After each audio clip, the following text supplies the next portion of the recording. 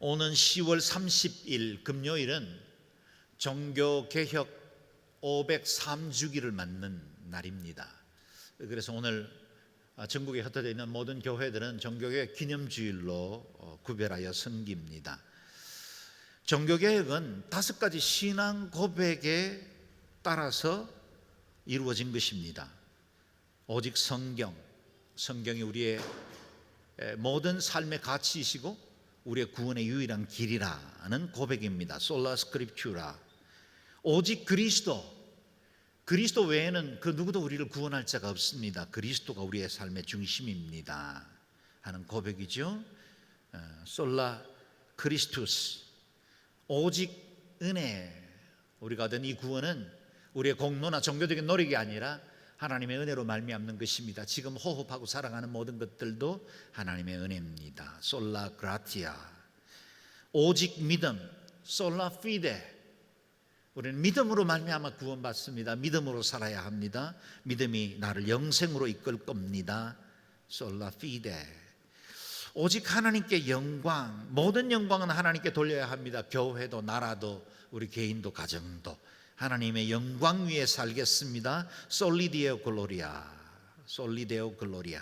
이런 5가지 신념에 따라서 부패한 로만 카톨릭에 저항하며 개혁교회가 시작되었습니다. 여러분, 종교개혁은 새로운 교회, 새로운 종교를 만든 것이 아닙니다. 신앙의 본질, 성경의 본질로 돌아간 것입니다. Back to the basic입니다. 기본을 되찾은 것입니다. 하나님께서 원하시는 본질적인 신앙으로 돌아가는 것이 저와 여러분이 속해 있는 개혁교회의 정신입니다. 그러고 보면 오늘 우리가 속해 있는 한국교회도 우리 개인의 신앙에도 여전히 개혁신앙이 필요합니다. 신앙의 본질을 되찾아야 합니다. 특별히 코로나19로 인해서 피폐된 이 한국교회, 우리 성도들의 안일해지는 마음속에 다시 한번 개혁의 불꽃을 높이 피워올려야 하는 시대가 되었습니다. 느헤미야를 통해 무너진 성벽을 다시 세우는 것처럼 현실에 안주하고 조금씩 신앙의 경계를 허물어뜨리고 있는 이 땅의 교회들, 우리의 신앙의 믿음의 성벽을 다시 재건해야 합니다. 그래야 악한 자들의 공격, 세속적인 세상의 여러 시대 정신으로부터 우리를 보호하고 한국교회를 지켜낼 수 있기 때문입니다. 종교개혁을 기념하는 오늘 주일에 우리의 마음과 영적 태도를 새롭게 함으로 우리 개인과 영성도 살아나고 한국교회도 새로워지는 은혜가 있기를 주의 이름으로 축원합니다. 우리는 지난 주일 묵상했던 6장 말씀을 다시 되돌아 잠깐 정리해보고 나아가겠습니다. 지난 주일 성벽 재건을 방해하려던 악한 자들의 마지막 교활한 음모들이 다 무위로 들어가자 이와 같은 그 악한 시도들이 계속해서 느헤미야와 유다 공동체를 공격해 왔다는 것을 보게 됩니다. 다시 도표를 보면서 정리해 보면 좋을 것 같습니다.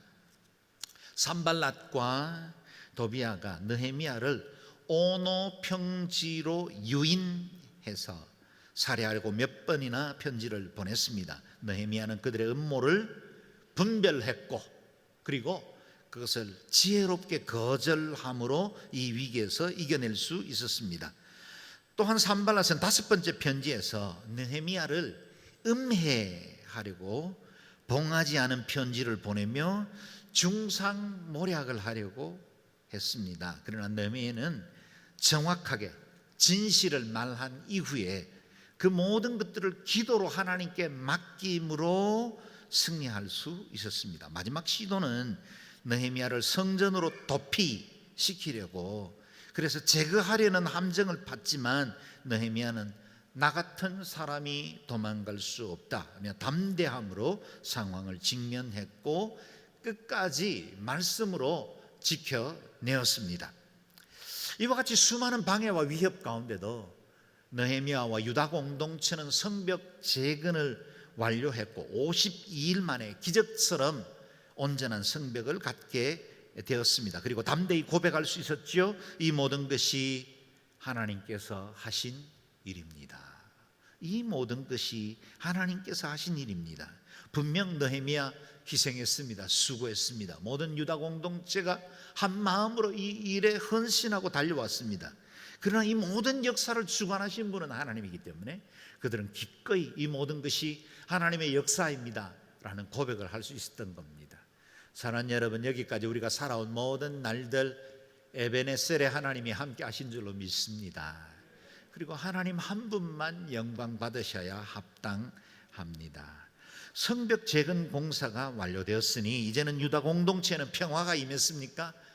그렇지 못했다는 겁니다. 성벽은 완공되었지만 여전히 악한 자들은 버젓이 살아있었고 그들의 공격도 계속되었습니다. 마치 우리가 예수 믿고 거듭나 죄의 사슬로부터 자유케 되었고 영원한 마귀의 죄의 권세에서 벗어나 이제는 하나님의 자녀되는 특권을 누렸지만 아직도 영적 전쟁의 현장에서 자유롭지 않은 것과 같습니다. 우리는 요즘 반복적으로 코로나19 시대에 무너져가는 예배를 다시 회복하자고 독려하고 있습니다. 우리가 코로나19 팬데믹 시대 10개월을 살아가면서 다른 무엇보다 생활 방역이 중요하다는 사실을 배우게 되었습니다.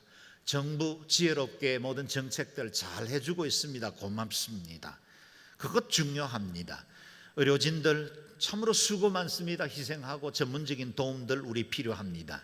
그러나 국민들 각자가 생활 속에서 사회적 거리두기 수칙을 지키는 생활 방역이 바이러스로부터 우리를 지켜준다는 사실을 우리는 깨닫게 됐죠.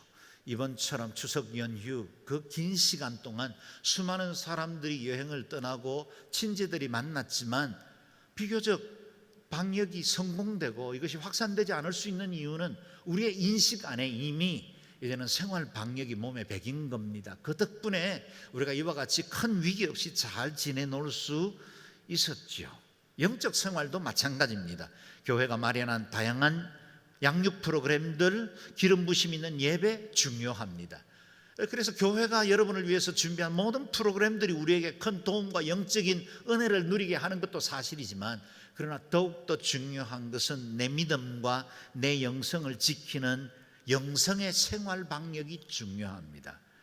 매일 큐티하며 하나님의 말씀 앞에 내 자신을 돌아보고 믿음의 성도들과 함께 서로 교제하며 그리스도 안에서 내 믿음을 지켜나가고 믿음의 신념들을 견고하게 붙드는 이 생활 방역의 영적 태도들이 오늘 우리를 지켜낼 수 있다라는 겁니다. 오늘 본문 말씀은 우리가 어떻게 영적 생활 방역을 잘 지켜나갈 수 있을 것인지에 대해서 배울 수 있는 중요한 교훈들을 주고 있습니다. 먼저 6장 17절 19절 앞장에 있죠. 읽어보겠습니다. 자막입니다. 시작. 또한 그즈음 유다의 귀족들은 도비아에게 여러 통의 편지를 보냈고 도비아의 답장도 계속 왔습니다. 도비아는 아라의 아들 스가냐의 사위였고 또 그 아들 여호하나는 베레가의 아들 무슬람의 딸과 결혼한 사이였으므로 유다에게는 그와 동맹한 사람들이 많았습니다. 그들은 계속해 그의 선한 행실을 내 앞에서 이야기했고 또 내 말을 그에게 전했습니다. 그래서 도비아는 나를 협박하기 위해 편지를 보냈습니다. 사마리아 총독 산발랏의 교활한 음모가 다 실패로 돌아가자 이제는 암몬 지역의 관리였던 도비아가 전면에 나서서 지속적으로 유다 공동체를 위협하기 시작했습니다. 도비아는 산발랏이나 게셈과는 달리 그동안 지속적으로 유다 공동체의 지도자들과 깊은 유대 관계를 갖고 있었습니다. 그는 암몬 사람이었지만 정략적 결혼으로 유다의 유력한 집안의 사위가 되었고 스가냐의 사위입니다. 그 아들도 유다인의 아내를 얻어 유대 상류층인 집안의 사돈이 되었습니다. 이를 통해 인맥을 넓혀 왔을 것이고 유다 공동체 일부 지도층과 깊은 관계를 유지하며 동맹까지 맺고 있었습니다. 유다 지도자들과 느헤미야가 향후의 여러 방향에 관한 토론을 하고 결정을 하면 그건 어느새 정보가 새나가 도비아의 귀에까지 들려지게 되었다. 내통하는 자가 있었다라는 겁니다. 이는 느헤미야와 새로운 유다 공동체에도 적지 않는 압박과 위협이 되었습니다. 도비아와 친밀한 관계를 맺고 있던 유다 귀족들이 나서서 도비아는 선한 사람이다, 선한 행실을 했다라고 공공연하게 소문을 내고 다녔고, 도비아와 대립각을 세우고 있는 느헤미야에 대해서는 오히려 부정적인 말들을 함으로 유다 공동체의 균열을 도모하고 있었다라는 겁니다. 또 다른 한편 도비아는 느헤미야에게 편지를 써서 압박을 계속해 왔습니다. 내가 이와 같이 유다의 지도층들과 많은 관계를 맺고 있는데 만약 나한테 이와 같이 계속 대하면 당신에게도 좋지 못할걸요? 이런 형태의 편지였을 거라 생각합니다. 차라리 유다 백성과 직접적인 관련이 없었던 산발랏이나 겟셈과는 싸우기가 쉬웠습니다. 그런데 지금은 도비아가 내부 사람들과 관계를 맺고 깊이 뿌리를 내린 채 세력을 확장하려고 하고 있으니 대적하기가 더 어려웠을 겁니다. 사랑하는 여러분, 교회 바깥에서 핍박하는 세력은 언제나 지난 2000년 교회 역사를 보면 교회는 성공적으로 이겨왔습니다. 아무리 교회를 잔해하고 끔찍한 박해의 칼날을 되들어도 우리는 그리스도를 향한 믿음 때문에 이겨낼 수 있었고, 오늘 우리의 교회가 그것을 증명하고 있습니다. 그러나 교회 내부에 일어난 슬그머니 발을 담근 자들의 악한 공격에는 우리가 맥없이 넘어질 때가 너무나 많죠. 이와 같이 교회들이 분열되기도 하고, 하나님 앞에 예배하고 그리스도의 사랑의 공동체로 서야 할 우리들끼리 서로 대적하고 아파하는 때가 얼마나 많이 있습니까? 상황이 이르니 성벽이 완공됐다고 해서 긴장의 끈을 늦출 수는 없었습니다. 재건된 성을 어떻게 잘 유지하고 관리하느냐, 그건 느헤미야에게 새로운 과제로 다가왔습니다. 느헤미야는 성벽 재건을 마치자 이제는 예루살렘과 유다 공동체를 지킬 수 있는 관리 조직을 새롭게 만들었습니다. 1절에서 3절 오늘 본문이죠. 읽겠습니다. 시작. 성벽을 건축하고 문짝들을 달고 나서 문지기와 노래하는 사람들과 레위 사람들을 임명했습니다. 나는 내 동생 하나니와 성의 사령관 하나냐를 세워 예루살렘을 다스리게 했습니다. 하나냐는 사람됨이 충직하고 많은 사람들보다 하나님을 더 경외하는 사람이었기 때문입니다. 내가 그들에게 말했습니다. 해가 높이 뜰 때까지 예루살렘 성문들을 열지 말고 문지기가 지키고 있는 동안에도 문을 단단히 닫고 빗장을 질러 놓아야 한다. 그리고 예루살렘 주민들을 경비로 세워 각기 지정된 초소와 자기 집 앞을 지키게 하라. 아멘.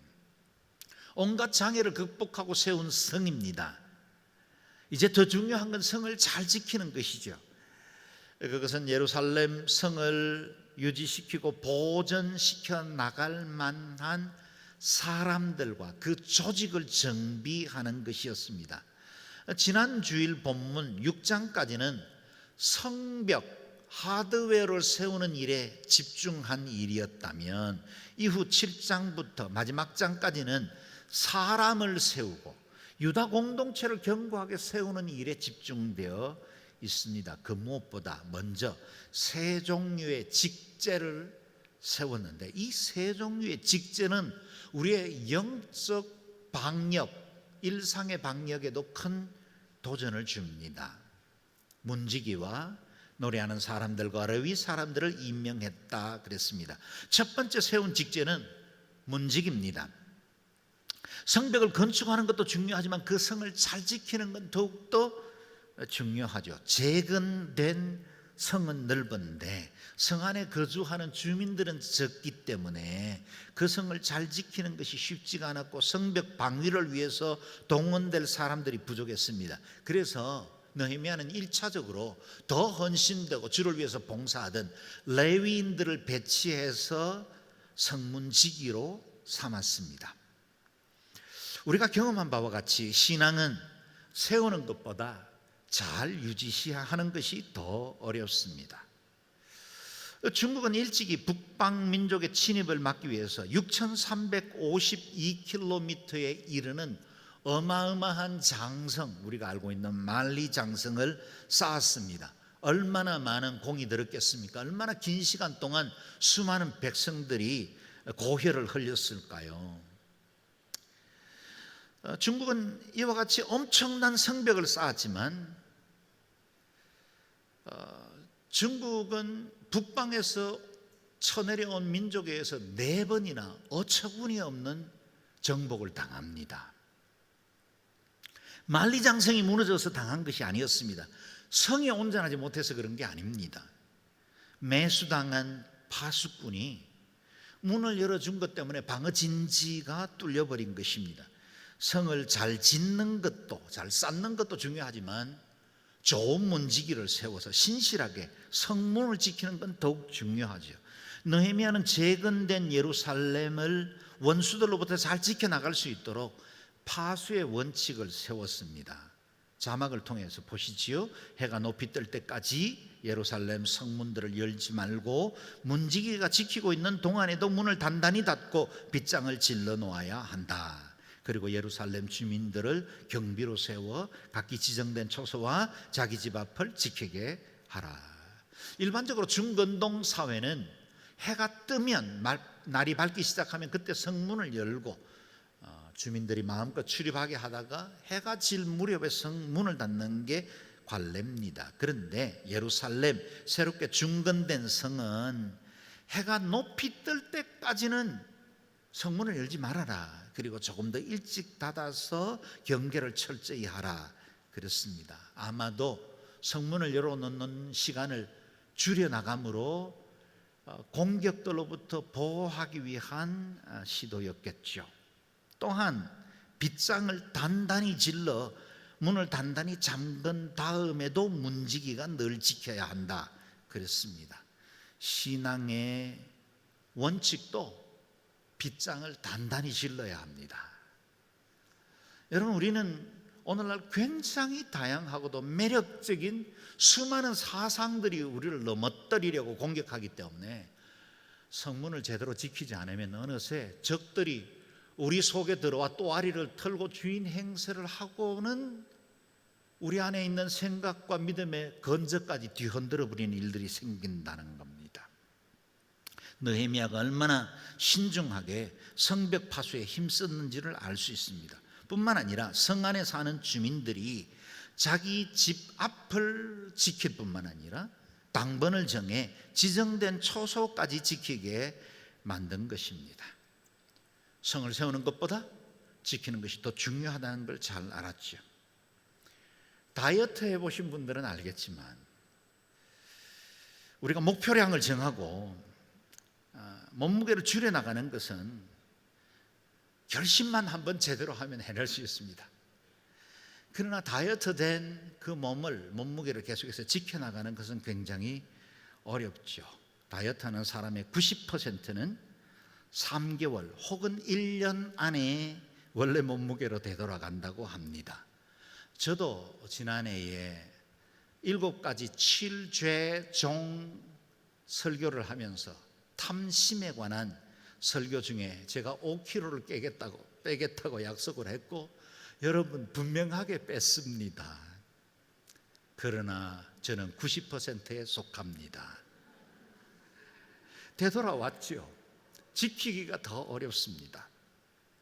매일 매순간 긴장하고 깨어있지 않으면 성벽을 지켜나가기가 어려운 겁니다. 그래서 다이어트에 성공할 확률이 암 완치 확률보다 더 낮다고 하지 않습니까?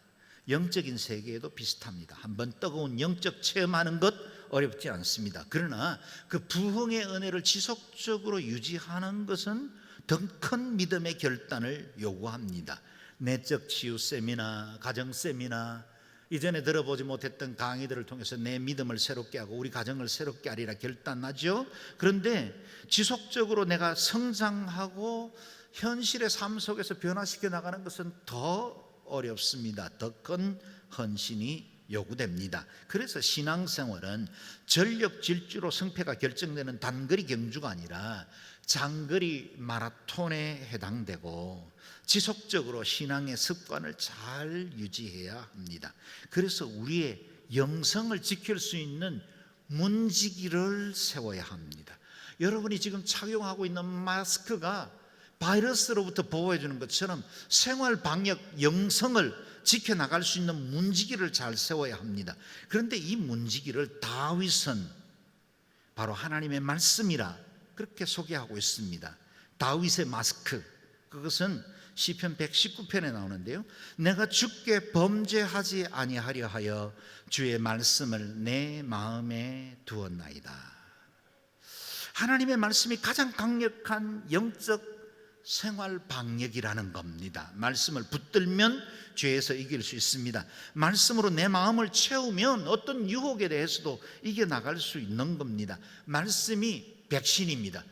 여러분, 우리가 지금 여러 가지 백신들 각 제약사들이 개발하고 있어서 그것 목 놓아 기다리기도 하겠지만, 여러분, 우리에게 영적 백신은 하나님의 말씀입니다. 그것으로 채워가야 합니다.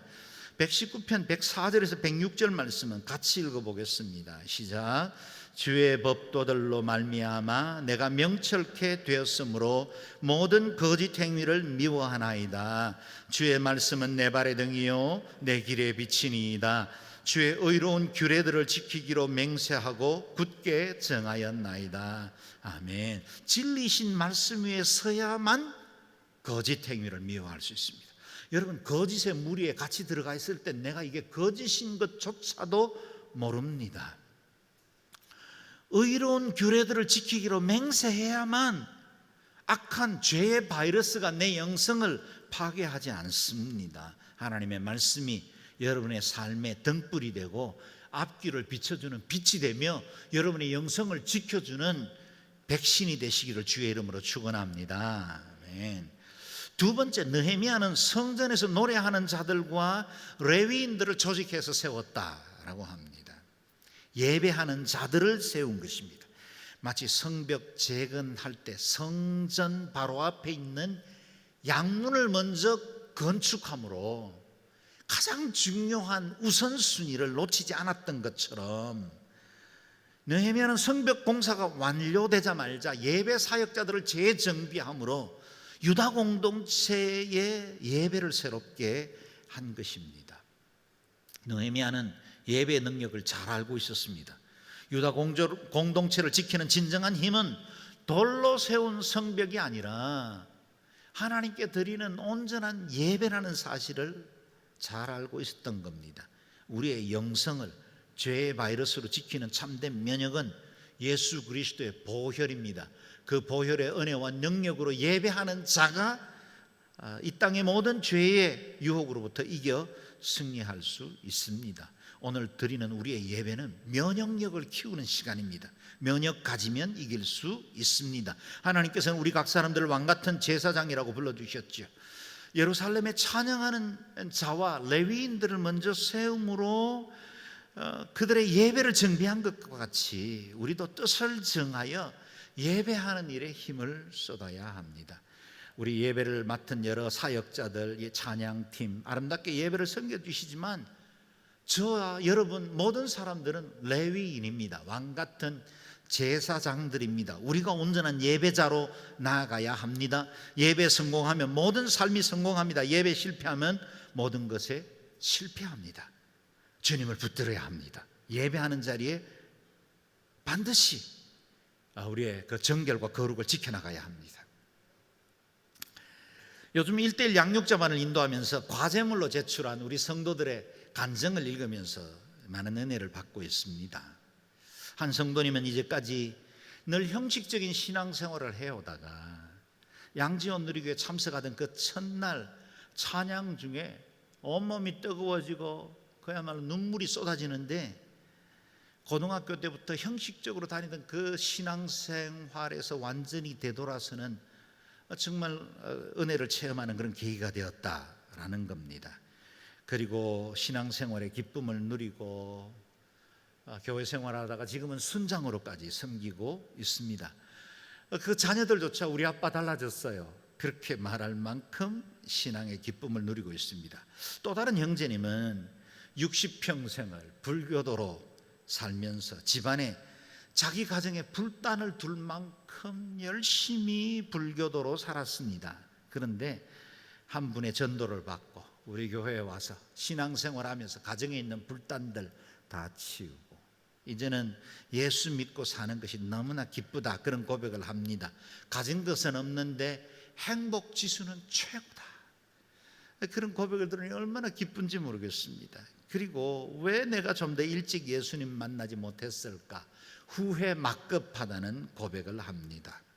또 다른 한 분은 일찍 부모님을 여의고 불우한 어린 시절을 보내는 동안 인생의 가장 밑바닥까지 내려가서 삶의 가치도 의미도 모른 채로 살아갔는데 하나님께서 건져주시되 마치 쪽집게로 찝어서 건져주신 것처럼 도저히 풀릴 수 없는 상황에서도 하나님께서 기적적으로 그를 건져내셔서 새로운 삶을 살게 됐고 신실한 아내 만나서 이제는 예수 믿는 그 기쁨보다 더한 것이 없다. 그런 고백입니다. 이제는 어떤 유혹에도 흔들리지 않고 남은 삶을 그리스도를 위해서 살겠다라고 고백했습니다.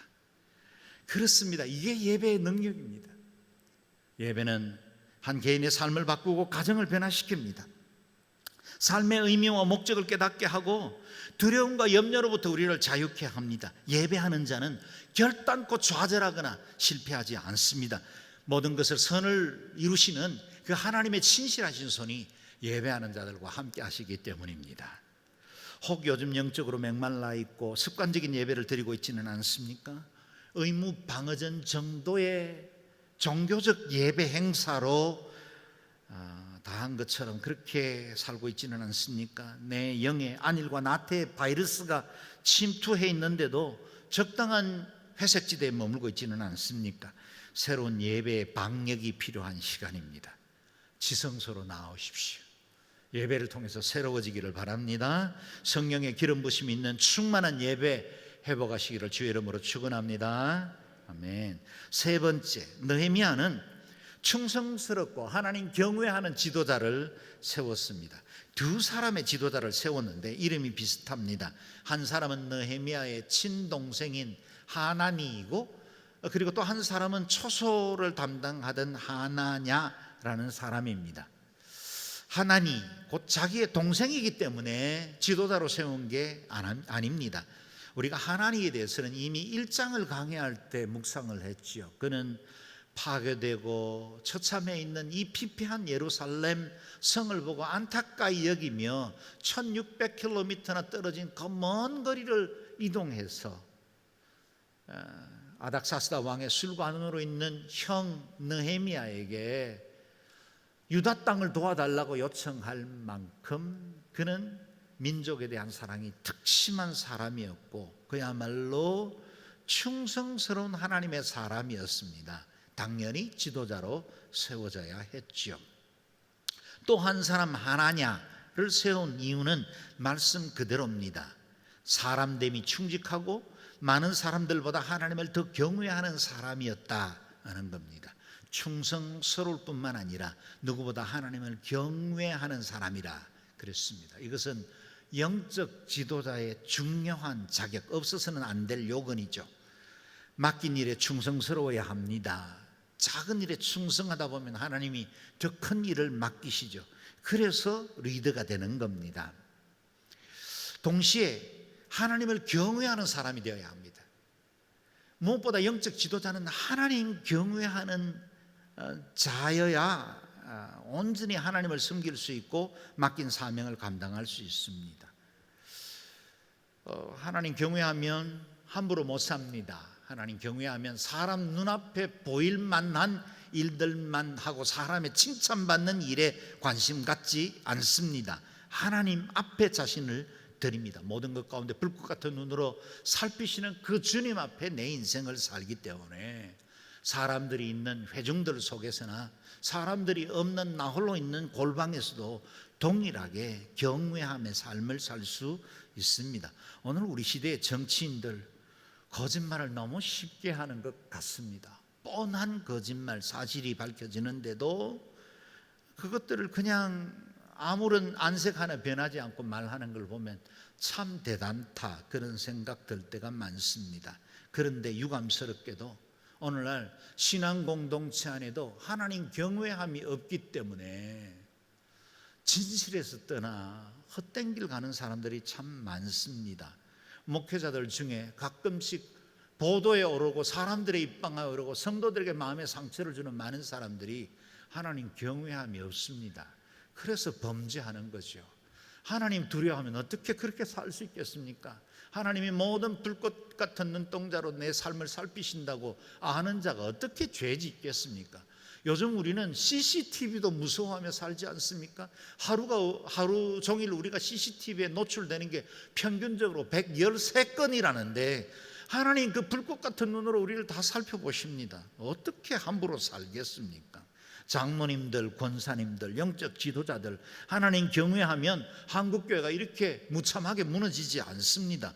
그게 우리의 영적 방역이 되어야 합니다. 하나님 경외하면 방역입니다. 우리의 영성을 지키고 우리의 믿음을 온전하게 지켜나갈 수 있는 정말 중요한 영적 태도가 하나님 경외하는 마음입니다.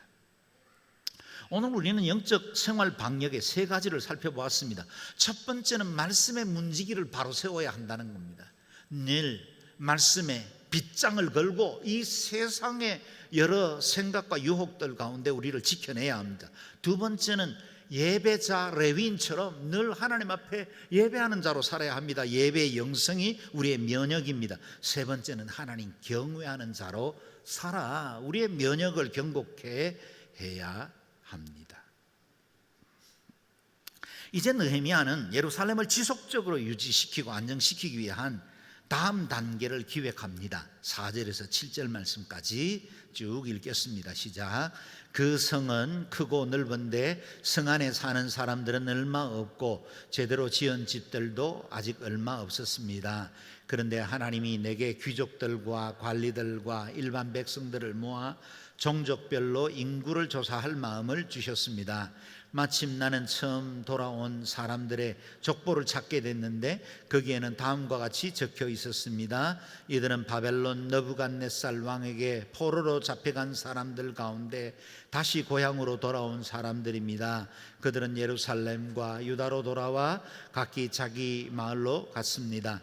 이들과 동행한 사람들은 스룹바벨, 예수아, 네미야, 아사랴, 라미야, 나하마니, 모르드게, 빌산, 미스벨렛, 비그웨, 느훔, 바하나였습니다. 이들 이스라엘 사람들의 명단은 이러합니다. 아멘. 발음조차도 쉽지 않는 많은 이름들이 등장합니다. 아무리 성벽을 튼튼하게 복원해도 그 안에 사는 주민들이 없으면 그 성이 제대로 유지될 리가 없지요. 성은 넓은데 성 안에 사는 사람들이 많지 않다고 4절에 고백하고 있죠. 마치 인구 절벽 시대를 맞이한 대한민국의 미래를 우리가 염려하는 것도 비슷한 이유 아니겠습니까? 이 일을 고민하던 중 하나님께서 느헤미야의 마음에 감동을 주셨고 아이디어를 주셨는데 유다의 지도자들을 불러 모아 인구 조사를 하게 한 것입니다. 그동안 성벽이 무너지고 폐허가 되어 치안이 불안한 도시가 되었으니 사람들이 유입되지 못했고 성에 살고 싶어도 머물 만한 반듯한 주택조차 모자랐던 겁니다. 느헤미야는 이 생활 기피 도시를 위해 인구 유입 정책을 펴기로 한 것입니다. 오늘날의 말로 표현하면 도로도 닫고 아파트도 새로 짓고 일자리도 창출하며 사람들이 유입돼서 살고 싶은 도시로 만들고 싶어 했다는 겁니다. 가장 먼저 기원전 536년 스룹바벨과 함께 첫 번째 포로에 귀환한 사람들의 족보를 발견합니다. 오늘 본문 8절에서 64절까지 이어지는 긴 본문은 포로에서 귀환한 첫 번째 사람들, 각 가족의 대표의 이름과 그 사람들의 숫자를 기록한 것입니다. 오늘 본문에 기록된 이름은 에스라 2장에도 기록된 족보와 명단 숫자입니다. 거의 비슷합니다. 포로에서 귀환한 사람이 42,360명. 이들 귀환자의 대표 이름 그리고 가문별 숫자가 다시 반복되는 이유가 있습니다. 에스라서에 있었던 이름과 여기 느헤미야의 이름이 거의 명단이 일치하지만 두 번이나 반복적으로 기록된 것은 기록한 목적이 서로 달랐기 때문입니다. 에스라는 이 첫 번째 귀환자들이 그동안 수고하고 희생하고 헌신했던 것들을 기억하여 명예롭게 하기 위해서 남긴 명단입니다. 그들은 이미 바벨론에 살게 된 70년 동안 가정도 꾸렸습니다. 7년이 아닙니다. 70년입니다. 세대도 바뀌었습니다. 이제 모든 것들이 그 환경에 이제 적응된 거죠. 자녀들도 바벨론의 좋은 환경에서 좋은 교육 받으면서 그렇게 성장하고 있었습니다. 안정적으로 정착할 수 있는 집도 있었고 직장도 얻어서 큰 불편 없이 살고 있었습니다. 그의 모든 삶의 기반을 뒤로 하고 조국이 황폐되었다고 해서 그 조국을 재건하기 위해서 안정된 삶을 뒤로 하고 떠나오는 것 결코 쉽지 않습니다. 한반도 어렵다고 해서 미국에서 1세 2세로 살아가던 우리 이주민들 교포들이 한국으로 돌아오는 건요 쉽지 않을 거예요. 엄청난 희생과 용기로 시도할 수 있는 일이었습니다. 그들의 믿음이 있었기 때문에 하나님의 나라 재건하고 싶어하는 열망이 있었기 때문에 돌아온 것입니다. 그들의 훌륭한 신앙과 헌신 기록에 남겨 명예롭게 하는 것 마땅했죠. 에스라서에 기록된 명단입니다. 그런데 오늘 이 명단이 다시 반복되는 건 느헤미야가 이들의 족보를 기록함으로 다시 그 각 가문들에게 새로운 도전, 곧 예루살렘 성의 재건과 함께 이제는 예루살렘 성으로 돌아오라는 도전을 하기 위한 것입니다. 첫 번째 포로귀환 자들은 순수한 헌신으로 조국에 왔지만 예루살렘이 너무나 폐허가 되어 있었기 때문에 정착해 살 수가 없었습니다. 그 때문에 비교적 안전하고 생활이 가능한 유다 여러 땅 지역으로 흩어져 살게 됐죠. 그러나 이제는 예루살렘의 환경이 바뀌었습니다. 느헤미야는 예루살렘의 성전도 완공되었으니 예배 공동체 그 중심이 이루어졌고 성벽도 완공되었으니 들어와도 안전하고 편안하게 살 수 있다라고 사람들을 독려하기 위해서 이 족보를 다시 꺼내들었고 이 모든 사람들에게 그와 같은 동일한 도전을 하고 있는 것입니다. 느헤미야는 성벽 재건과 함께 무엇보다 유다 공동체의 재건을 원했습니다. 신앙 공동체, 예배 공동체 재건을 원한 것입니다. 사랑하는 여러분, 저도 느헤미야처럼 우리 교회 성도들의 명단을 다시 꺼내들어 주님 앞에 내어놓고 있습니다. 그리고 예배의 예루살렘으로 우리 성도들이 다시 이사할 준비를 갖춰서 주의 전으로 나아오기를 기다리고 있습니다. 그동안 우리는 코로나19의 실체도 몰랐고 방역의 성벽이 제대로 갖춰져 있지 않았기 때문에 마치 폐허가 된 예루살렘처럼 대책 없이 우리가 흩어질 수밖에 없었습니다. 그래서 있는 곳 각각의 처소, 그곳이 예배의 처소로 삼았습니다. 그러나 성전이 다시 문을 열었습니다. 예배의 예루살렘이 회복된 것입니다. 그리고 다시 돌아와도 괜찮을 만한 안전한 환경이 주어지기 시작했습니다. K방역은 온 세계가 주목할 만큼 성공적으로 팬데믹을 통제하고 있고 우리도 생활 방역 수칙에 익숙해졌습니다. 여전히 감염을 조심해야 하고 여전히 위험이 없지 않지만 코로나의 정체를 우리는 많이 알게 됐습니다. 제대로만 주의하고 또 서로를 보호하기 위해서 배려하면 코로나 감염 확산되지 않습니다. 불안이 완전히 가시지 않은 것 압니다. 감염에 우려가 없는 것 아닙니다.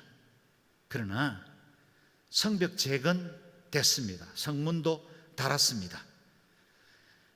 이제는 돌아오셔도 됩니다. 우리는 죄악된 바벨론의 포로에서 벗어나 하나님의 영원한 예루살렘 그 언약을 믿고 힘겨운 가운데 도전을 통해서 여기까지 살아온 사람들 아닙니까? 마치 첫 번째 귀환했던 그 포로자들처럼 우리도 죄의 포로 가운데 있다가 그 바벨론에 묶여 있다가 예루살렘 성의 그 아름다운 영광 다시 재건하기 위해서, 또 우리가 영원한 생명, 영원한 천국이 있는 새 성 예루살렘을 사모하는 마음으로 죄에서 벗어나 영원한 생명의 길을 걷기로 결정한 사람들 아닙니까?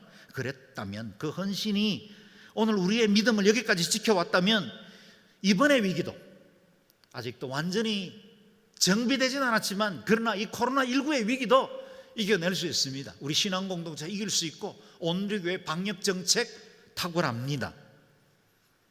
저는 2만여 명의 족장들의 이름을 펴놓은 것처럼 831명의 온누리교회 등록한 성도들의 이름을 펴놓습니다. 모든 가족들, 다음 주일날 이제 옛꿈도 꿈 땅도 예배당에서 예배하게 될 겁니다. 우리 아이들 염려스러운 거 사실입니다. 저도 조마조마하게 기도합니다. 그러나 더 중요한 걸 붙들어야죠. 우리가 결코 놓쳐서는 안 될 중요한 것 붙들어야 합니다. 331명의 성도들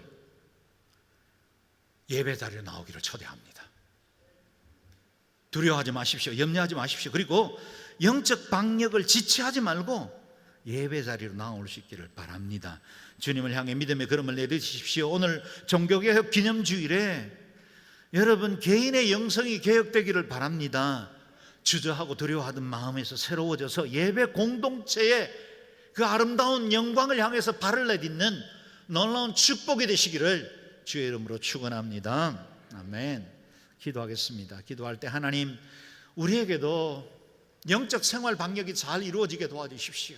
주여, 뜻을 정하여 우리 속에 말씀의 파수꾼을 세우게 하시고, 주여, 이 땅의 여러 바이러스보다, 감염의 바이러스보다 더욱더 죄의 바이러스를 두려워할 줄 알게 하시고, 이렇게 우리의 믿음을 넘어뜨리려고 하는 이와 같은 공격에 대해서 단호하게 설 수 있도록 은혜 베풀어 주십시오. 말씀의 파수꾼을 세우게 해주십시오.